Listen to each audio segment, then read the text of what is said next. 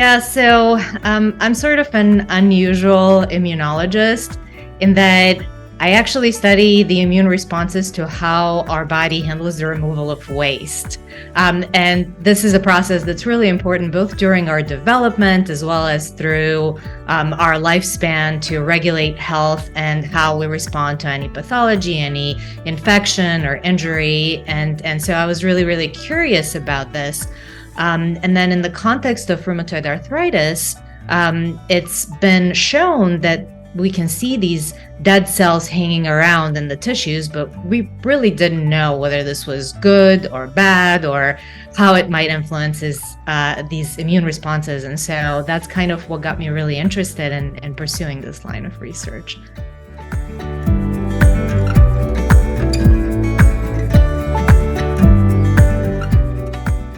So we are currently working on understanding how different ways in which dead cells are cleared may shape up the immune response, and then how this influences disease development, disease severity in the context of rheumatoid arthritis.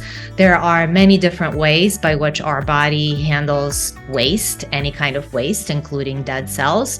And so we're trying to figure out how these different ways might be playing around with each other and whether we need all of these different ways or if some are more important than the others in how that influences disease.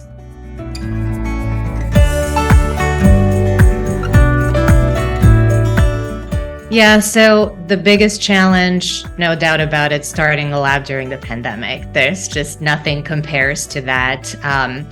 There were huge restrictions, obviously, on research operations. There were huge disruptions in all sorts of supply chains that one really needs to be able to get the lab going. And with that, the biggest win also by far was getting the funding from ANRF. That really helped us be able to get those supplies, to be able to get research personnel to come and join my lab and just get us going in setting up the lab, starting up the research. So that was really instrumental, and I think the biggest win of definitely the first 2 years of my lab.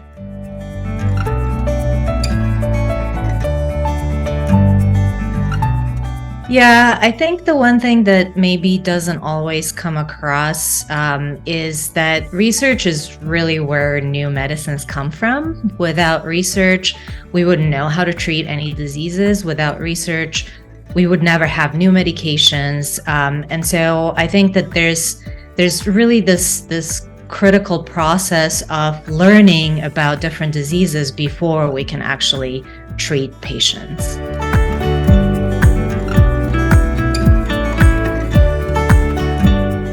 Yes, there are definitely always ways that patients can both become informed about the disease that they have and also to inform researchers about their experience with this disease. And I think that's really, really important.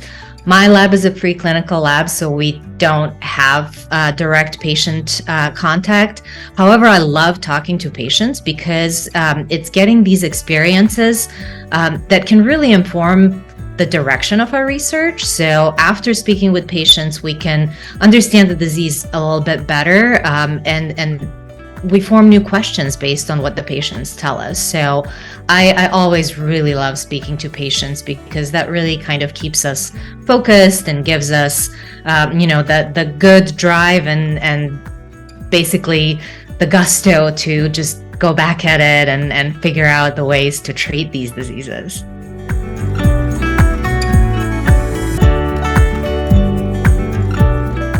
Well, I would love to give my thanks to all of the ANRF donors. I think that their support is really instrumental in getting young researchers, new labs like myself, to get going because we are very frequently pursuing lines of research that are generally not funded by the traditional funding agencies, at least in the beginning. And so having this kind of support is really instrumental in bringing about new strategies, and that's really where innovation comes from.